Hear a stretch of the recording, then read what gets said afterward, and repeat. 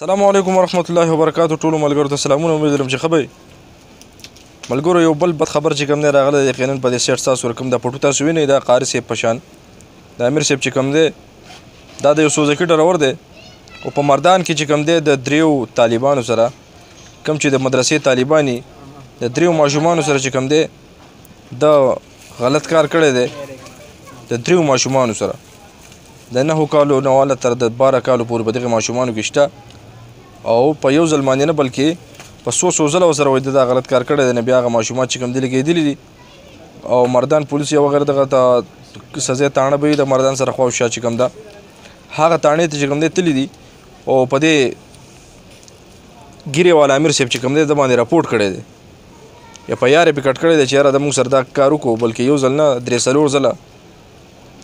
نو هسې دا څومره د افسوس خبره ده چې یاره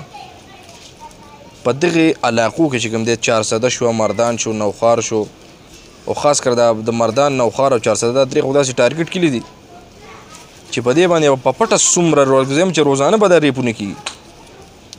بل یو د سوشل میډیا په خبر کې راتلو چې یاره په دې حکومت کې تقریبا 2500 ریپونه چې کوم دی وشو 2500 ریپونه.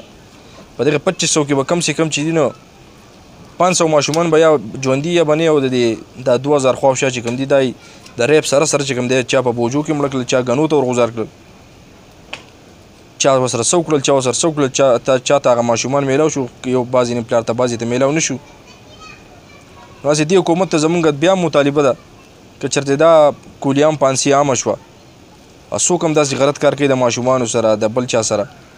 هر قسمه غلط حرکت کم چې د قانون خلافي کم چې د اسلام د روایتو خلافي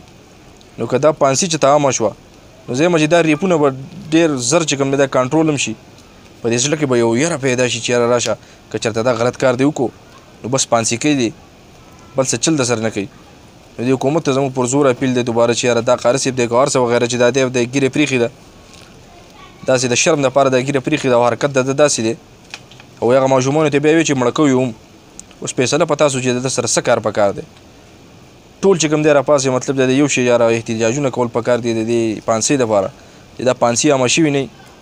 زه یم چې دا کار داسې کنټرول کېږي نه خو ورځ په ورځ باندې به داسې کېږي او بس جیل یې ولا بل په دې 400 کې مې یو غټ جیل جوړ کړی او بل ورځ بیا ابتدا وکړه